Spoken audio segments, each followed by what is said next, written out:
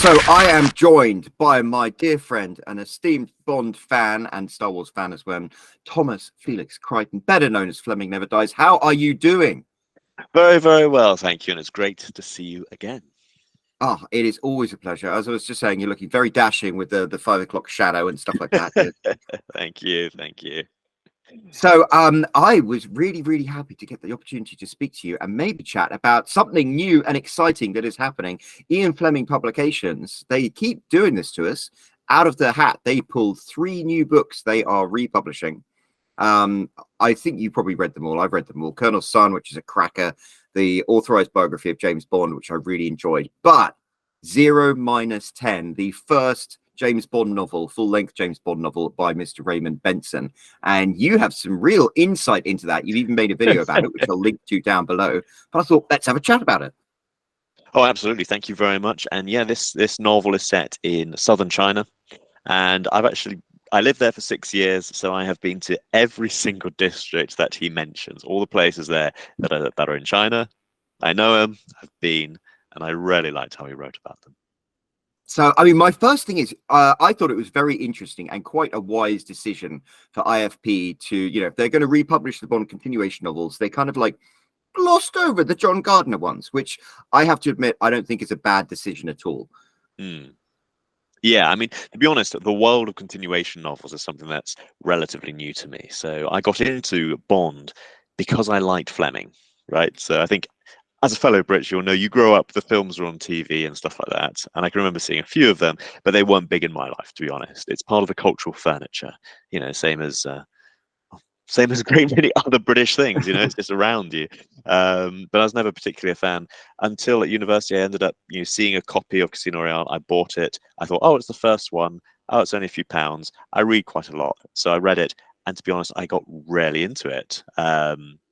About halfway point in the book, I should say, because the first few chapters I was just thinking, this is a very, very regular 1950s thriller. And like it's quite by the numbers until it gets to a certain point when there's a kind of a turn in the tone of the book, which I think it carries on through the rest of the books. He finds something. But I have to say, most of the continuation novels, when I've dipped into them, respect to the authors and so on, but they weren't for me. I really, really didn't find them as engaging as I'd like. I'd much rather read, say, Frederick Forsyth novels. But I read the Raymond Benson book earlier this year because he wrote about the island of Cyprus, where I lived for 7 years. And because I like the way he wrote about it, and I really like the way he wrote about Rauf Denktash, the leader of the Turkish Cypriots, the president of Turkish Cyprus, who I'd met on a number of occasions and whose life I've studied and so on. I've read his biography in Turkish. He's a great, interesting character.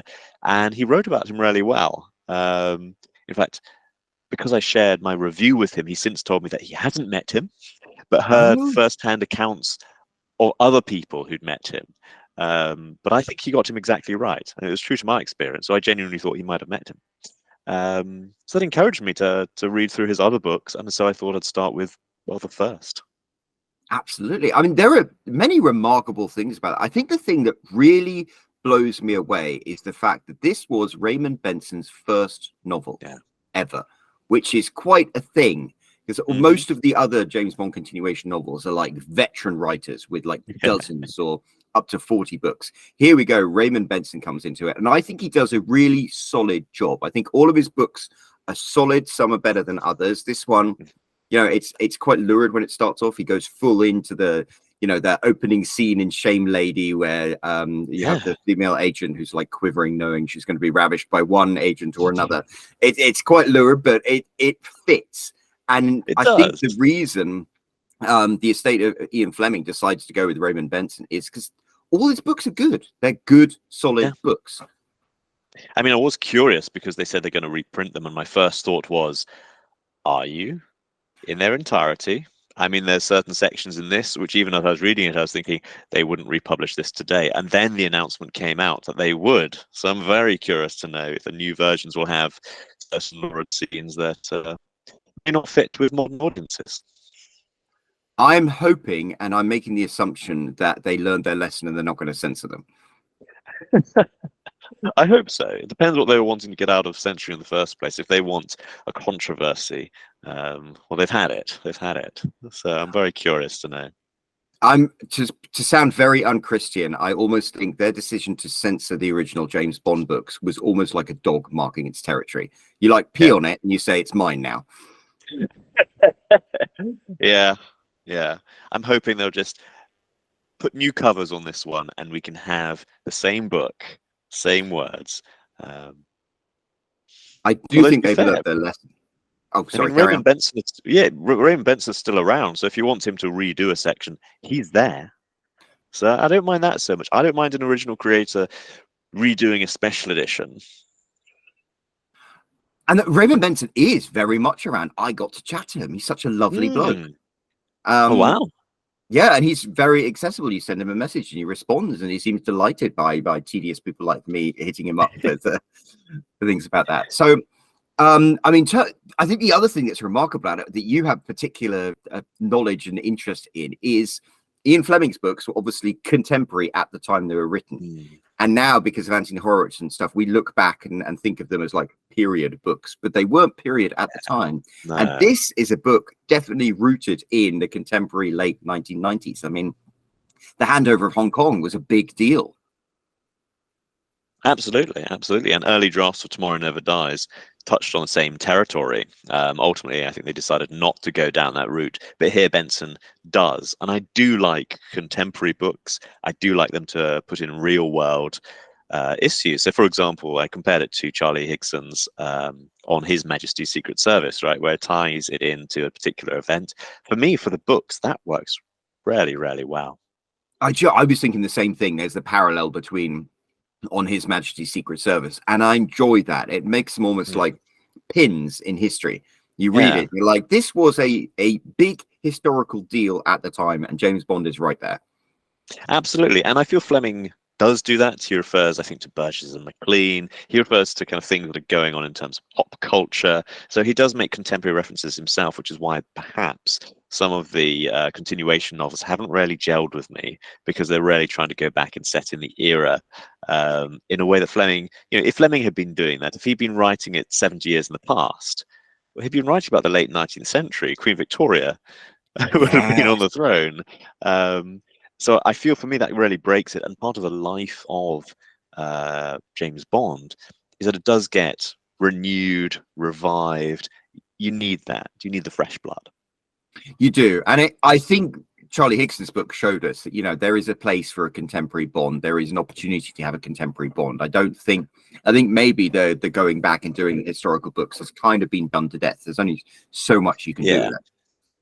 Yeah, and I take the Sherlock Holmes equivalent, right? So Sherlock Holmes, throughout most of my life, it's been, you set it in the era in which it was written, right? And it's always been a historical piece. So Benedict Cumberbatch, that was such a different version. It was so interesting.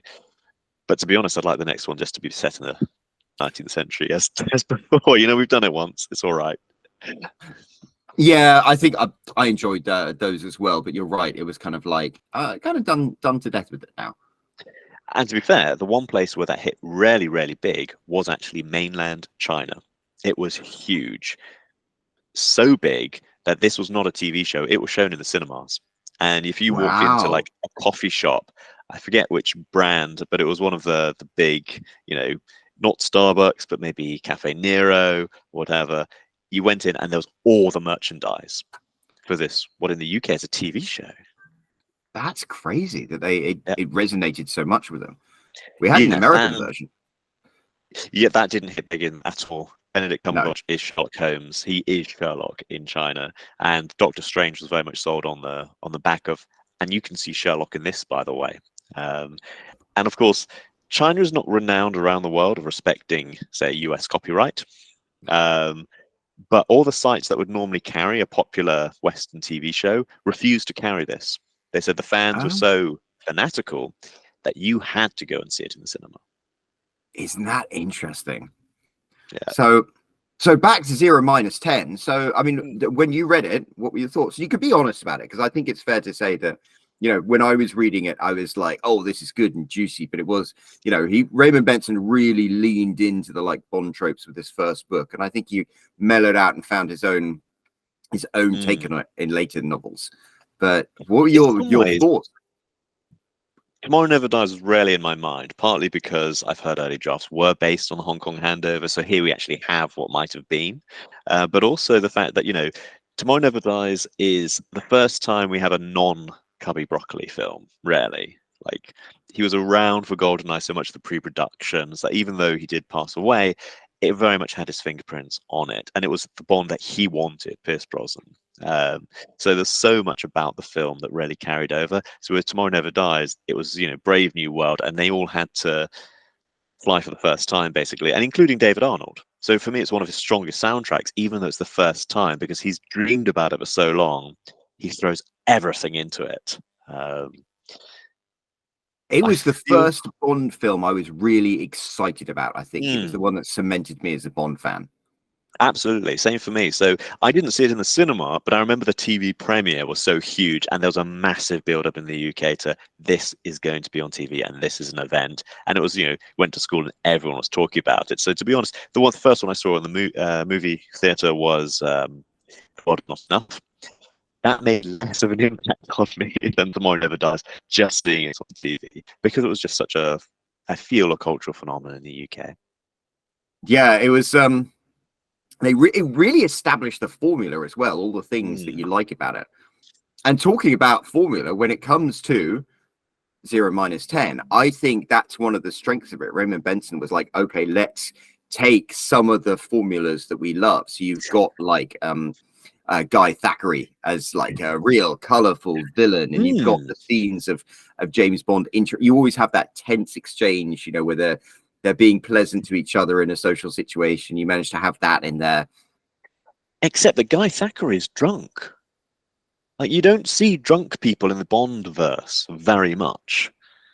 I mean, very, very rarely seen a drunk, apart from maybe that guy who drinks wine and Roger Moore goes past. Who's somehow always on vacation wherever Roger Moore has a mission. I love it. I feel that's the kind of thing the modern films kind of lacked for me. They started to put in the last two, but I'm like, well, I liked as well, the big drama of this, of course, is a nuclear bomb going off in Hong Kong, which is kind of like Bond movie level stakes. Yes, absolutely. I feel if you're going to do Bond, right? Like, there's all sorts of talks about how you modernize it, or can you change the character? And don't we live in this world where, that's not what we aspire to? And I just think if you're going to have Bond, do Bond, right? There's a million other spy versions. There's a million other versions out there that are inspired by, right? You can make your own versions, and millions of people have, whether it's The Man from U.N.C.L.E., whether it's Mission Impossible, whether it's Austin Powers as a comedy version, or we've had like every iteration of Bond that you can think of has probably been on screen at some point. There's a Turkish James Bond, right? He's called Polat Alemdar. And they're the big change, like for Turkish sensibilities, the idea of just having one dude is really, really boring, right? I mean, that's not how you do character. You do character by relationships to other people. So the Turkish James Bond is one of three. I think it's quite a good idea, actually. Yeah, I like it. It's I enjoy this movie. It was a TV series for a long time, and they did a series of really big budget movies. And the same guys who did the stunts for Quantum of Solace actually did it for this Turkish film. So it was good.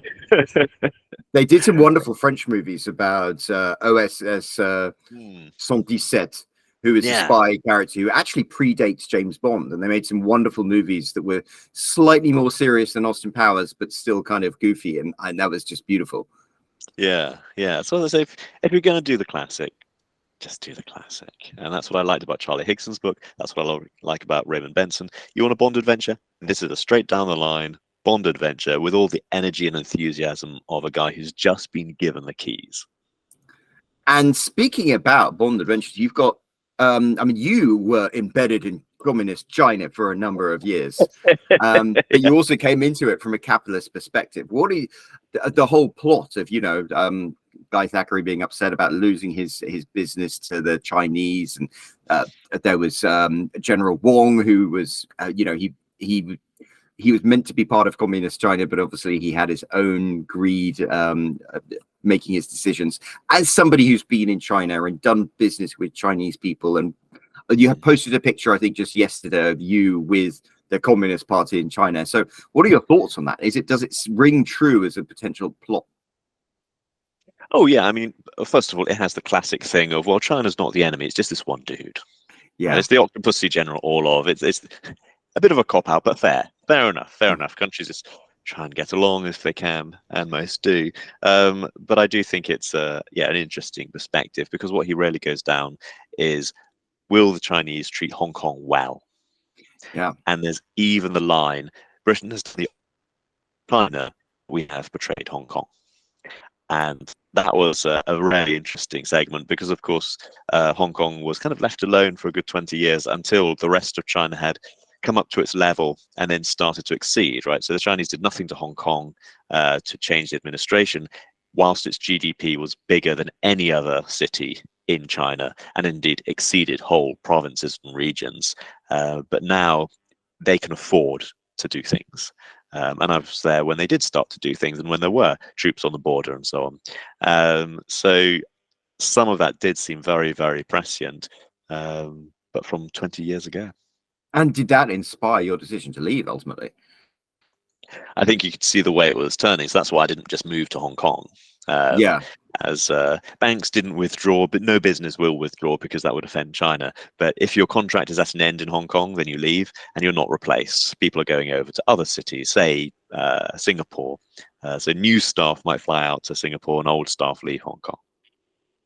That's really interesting. What do you think? Do you think Raymond Benson, when he wrote this, had any idea of what would happen in the future?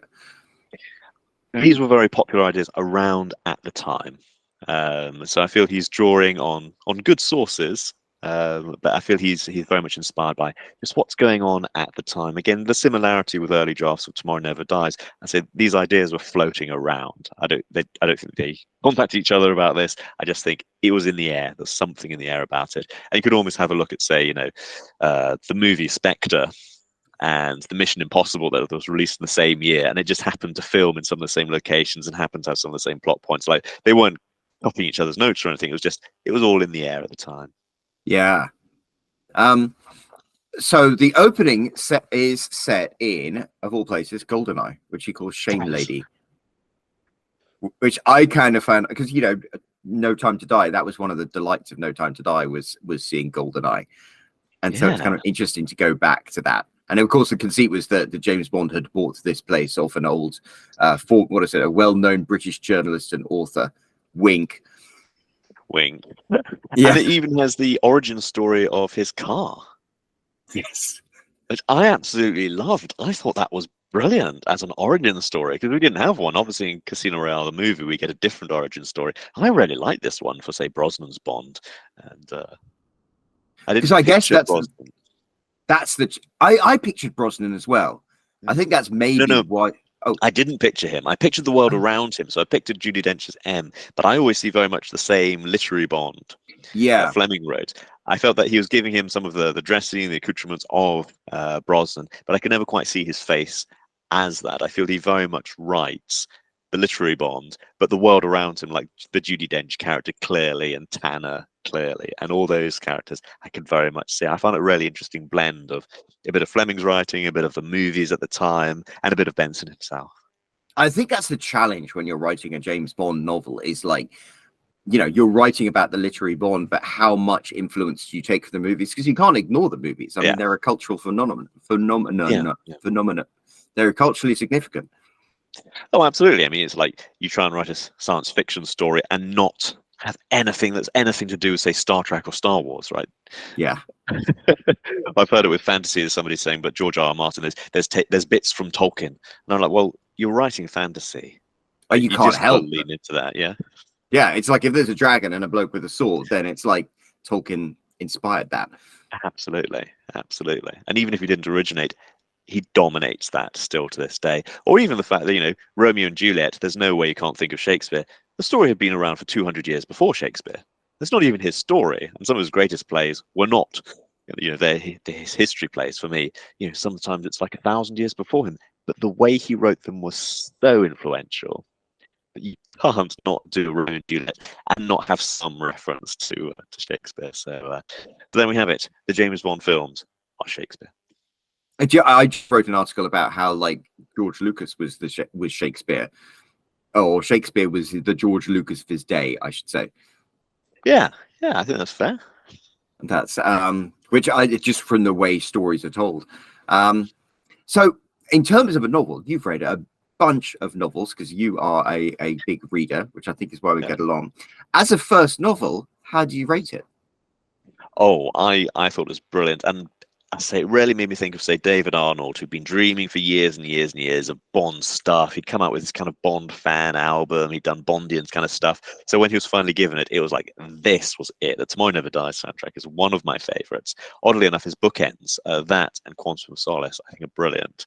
So for me, Benson's book really felt like he must have been dreaming for so long. And not a totally original observation. Somebody else had just kind of made a comment before I read it saying, he's the first American writer, and he must have been conscious of it because there's so much British focus. Right? Yeah, So it's about a British interest, the way he describes, well, you know, the podcast on Britishness, right? And he really gets it right, to my mind. that is an interesting one. And I mean, even now, just recently, I think one of the reasons that Ian Fleming Publications broke from their relationship with traditional publishers like HarperCollins is because up until right now, they were almost surprised that Americans read James Bond books, whereas actually there's a huge Bond community in America. I mean, it's almost the dominant one. But yeah, absolutely. I think Raymond Benson does a terrific job. I remember reading all of the books, and there was never once a feeling of like, oh, this is an American with his opinion. And to a certain extent, when Jeffrey Deaver wrote Carte Blanche, I did kind of get like, oh, this is an American's view of Europe or of Britain. Whereas I didn't get that with Raymond Benson. Yeah, so it felt like an authentic voice, because you could very easily kind of lean into it too hard, and suddenly there's a red telephone box everywhere, or Bond's wearing a bowler hat or something, which I think Fleming himself specifically wrote no to that. He didn't want him to be a stereotype, and that's kind of why he doesn't drink tea. He drinks coffee, as many Brits do, but he's not like a stereotypical Brit, even though many people think of him as like the ultimate Brit. But he doesn't have lots of the stereotypical stuff. No, and I mean, I think we've spoken about this before. One of the reasons James Bond as a character resonates with me, and I think the same with you, is we have an international background, and James Bond does as well. And it's. I think you see being British differently when you have lived in a country that's not Britain. Oh, absolutely, absolutely. And I mean, I know I said on another podcast or another channel at some point that he was, you know, a very, very British character. And there was one of the commenters, obviously quite angry, saying, well, he's half Scottish and he's half Swiss, so he's not really English, and he's on all this stuff. And I'm like, well, if we want to have a discussion on who's really English and who's not really English, then, you know, I don't really want to go down that rabbit hole. I don't think. I mean, he seems to represent himself as an English person. He's widely seen as an English person. But it's an interesting question. I find myself being much more British living abroad than I would be in England, I think. Oh, absolutely. I mean, you know, my grandfather once said, I'd fight for England, die for England if need be, but sure as hell never live there. So I was really surprised. Writing novels is not easy. And I know, I mean, I wrote 11 wrote and published 11 full-length novels before I had my first successful one, really successful one. And even now I look back at it. Oh, look, I've got it right here. I look back at it and I read it and I'm like, oh, it's a bit rough. And so I was really astonished to learn that this was Raymond Benson's first book, because maybe the beginning parts are a bit lurid. Maybe he leans into that more heavily than perhaps I might have done. But as a book, it's a really solid novel from beginning to end, to a point where I'm astonished to learn it's his first one. Oh, absolutely. And to name the section that made me for modern audiences was the they used the word tart. So let's use the phrase tart with a heart. I mean, that was quite full on. I'm like, brave of you in your first novel to write that particular plot line. I know his background is in writing for video games, and he'd written 2 James Bond video games, and he'd written one of the segments for the James Bond role-playing game. So I've always thought that maybe having to do something that is so structured, where you have to consider how the players can go down various rabbit holes and everything's got to hang together towards the end. I thought his competence in structure translated really well to writing a novel. Oh, yeah. And that's something I've seen previously with the Star Wars expanded universe, right? There's about 150 books. A lot of those authors have come from the Star Wars role-playing games, and a variety of others. And you rarely notice, first of all, the characters are brilliantly drawn. They've got such a sense of character, because something as a role-playing game manual writer is in a very small space, relatively. You have to set out who the character is, what they are, because people just look at this one sheet and then play as that character, right? Yeah. So I find the characterization is always on point, and they're also, as you say, structured, disciplined, and I do really like that. I guess one of the challenges is when you're writing a video game or a role-playing game, you have to approach what you're writing through the eyes of whoever is reading it or playing it. Whereas, like, I think as a novelist, it's very easy to write what you want to write and then think about the reader afterwards to a certain extent. So maybe that's one of the things that makes him so effective. I mean, to take the contrary angle, one thing that I find a lot of role-playing kind of writers are not so strong at is kind of complex interlocking plots. That's something that so many novelists get right, and you just notice the absence of that with a lot of their writing. I wouldn't necessarily say here, because it's, you know, it's a Bond adventure, right? I mean, he's got a structure to play with, but it's something that I see elsewhere. I really like what you said about the characters being strong as well, because I think, I don't know, are you a role player? Do you play role-playing games ever? I've never done it, actually, no. You've never done it? No, I'm not cool enough, I'm afraid. I never get invited to these parties. You're actually much cooler. Too long hours. But it's, I mean, as a writer, one of the you get to a certain point where you create characters, and the characters are so strong that you think of a scenario, you put your characters into it, and the story kind of writes itself, because you know how your characters will behave with that. And maybe that's another reason why Raymond Benson is quite good, because he does develop interesting, strong characters. And therefore, you know, if you're writing a role-playing game and something unusual happens, if your characters are strong enough, you'll kind of know how they will react to it, and it tells a story. And I think maybe that's why it works quite successfully here. He has really strong, interesting characters who behave in ways that are congruent with your understanding of who that character is. Yeah, nobody breaks character. And even though he introduces a large number of original characters, right, you wouldn't introduce this many in a film, I don't think, but they're all really clear, right? I never got confused which one I'm reading about, even though I'm taking breaks, doing other things like moving into this new flat. There's other things I'm doing that could potentially make me lose the plot. But they're alive in my mind. And I said it in my video review. The thing I find most interesting is that there's a chapter, like, let's say 2/3 of the way through, which is all about kind of old history. I think it's called Bedtime Story, where the villain just stops and explains all about himself. And you just think, in a movie, in a book, in any media, that's a point where you would just stop. The pace would stop and the energy would drop. But here it's the opposite. Like, he gives him such an interesting backstory. He tells it so well. It kind of jazzes up. It picks up the pace from that point on. It's probably my favorite chapter. I don't normally have a favorite single chapter of a book, but this, I think, stands out so much. It's my favorite chapter. Yeah, it's funny. When we were chatting about Thrawn, you said a story is only as good as its antagonist in many ways. And a Bond film is only as good as its antagonist. That's why we both like The Man with the Golden Gun. Yes, absolutely. And I think here, kind of figuring out who is really the villain here, and a good selection of potential villains, and also just to me, the Fleming kind of touch of, you know, 3 albino Chinese pottering about, knocking people off. I just feel, you know what, just like the 3 blind mice in the Fleming novels, it kind of, it fits, it works. It does, yes. That I wouldn't call it absurdity, but that real weirdness, the grand guignol of it all. And I like what you said about the character. There are a lot of characters, and, you know, there are a lot with Chinese names. There's General Wong, and there's Liu Tu Nan. How would you pronounce that? I'll have to check the book. I don't have it on me. I can't remember how it's spelled. And something things. Well, I noticed, I was chatting with the Bond Report and a few other people about Double or Nothing by Kim Sherwood, and one of the challenges of that is she has to create this whole new world. There are a lot of new characters, and it's genuinely a little difficult to keep up with them all in the beginning of the book, whereas I didn't find that at all with Raymond Benson's book.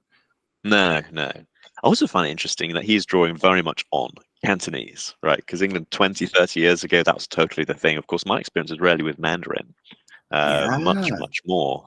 I know the Cantonese world pretty well, but even the fact that they refer to him as Lin Ling Chat instead of Ling Ling Chi just really stood out. And the fact that they refer to him, the foreigner, by a different term. I'm used to Lao Wai, but they use the Cantonese term, which, it was not so accessible to Western people now because of the dominance of the Mandarin language that's rarely been, pumped over the last 20, 30 years. And now you spent 7 years, was it, in China? Six. I thought I can't have this overtake my time in Turkey.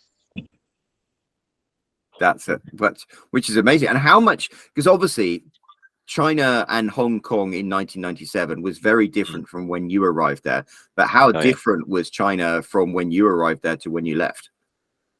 Oh, in the 6 years that I was there, it changed hugely. And like the pace of change is such that I once woke up in the morning and discovered there's a bus stop outside my house that hadn't existed the night before, and a whole fleet of buses servicing it.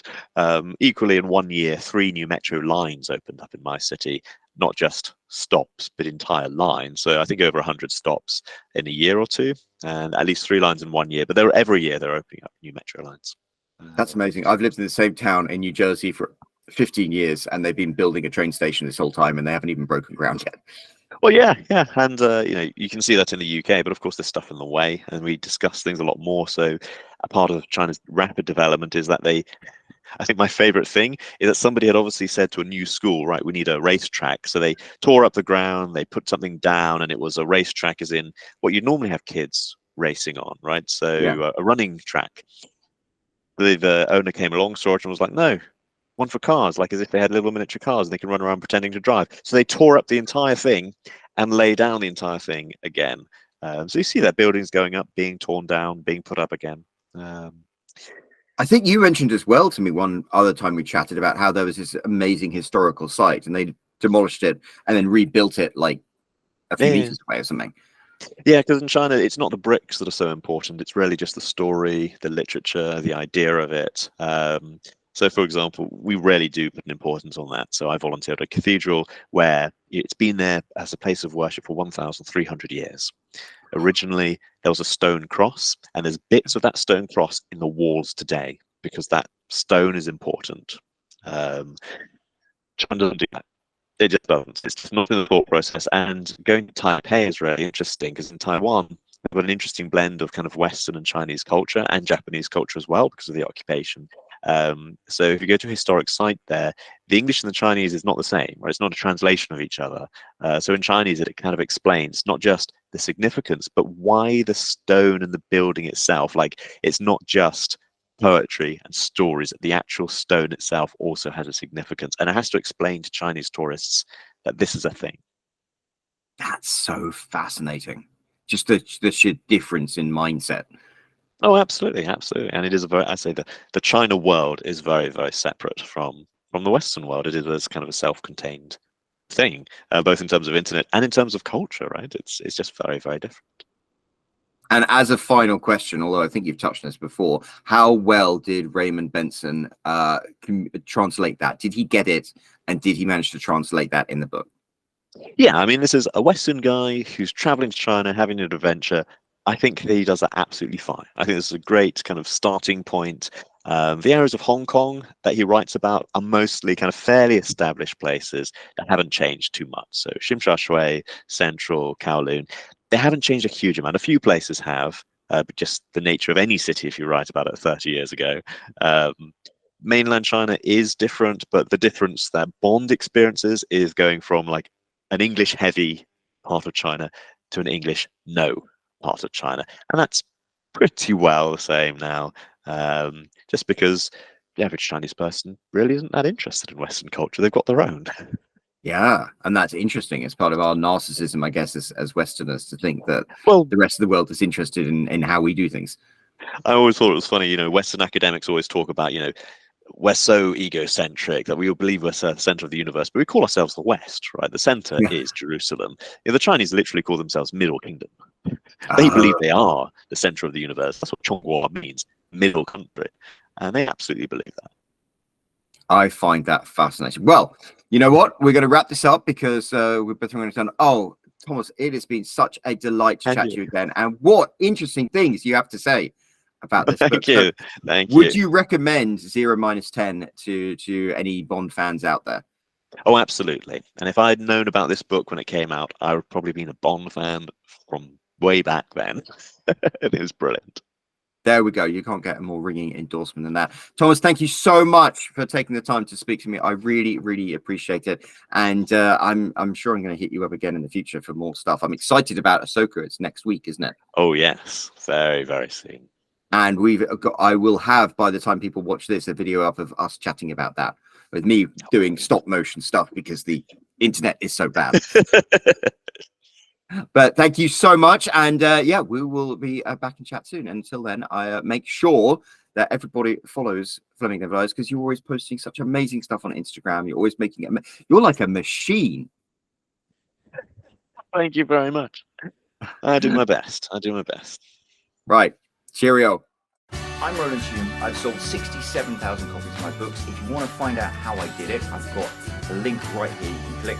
And otherwise, don't forget to subscribe. I've got more videos coming soon. Thank you.